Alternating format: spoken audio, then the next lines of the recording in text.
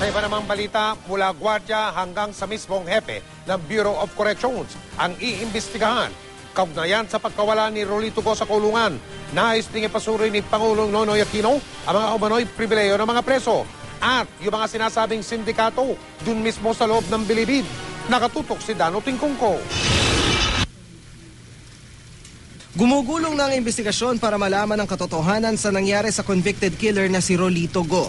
Ayon sa Department of Justice, kasama sa investigasyon ng mga gwardya sa minimum security compound kung saan nakapiit si Go hanggang sa posisyon ng nakalive na Bureau of Corrections Chief Gaudencio Pangilinan Jr. Kasali po ba siya sa investigation po, ma'am?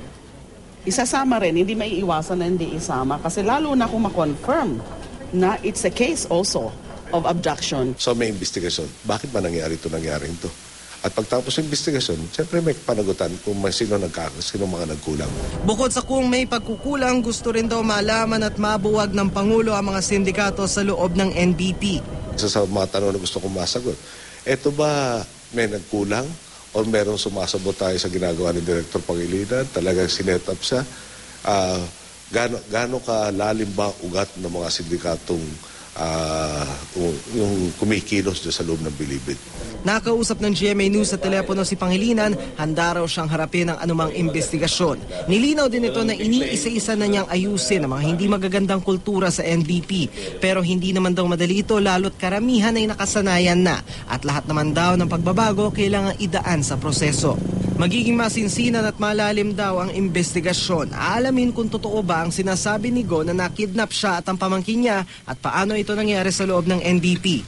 Kung nakatakas man daw, kailangan malaman ng mga napatunayang nagpabaya at mga protektor ni Go.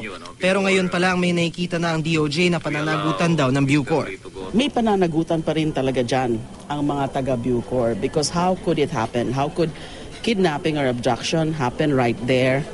And then how could, if it was a case of escape, bakit na naman naka-eskapo? Kagabi, personal na kinausap ni De Lima si Go sa maximum security compound ng NBP. Pinaninindigan daw ni Go ang pagdukot umanos sa kanya.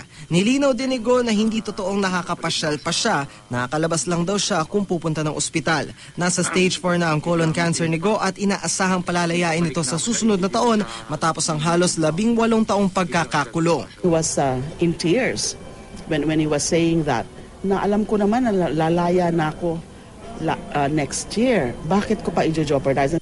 Si De Lima muna ang pansamantalang mamamahala sa Bucor habang nakalive si Pangilinan.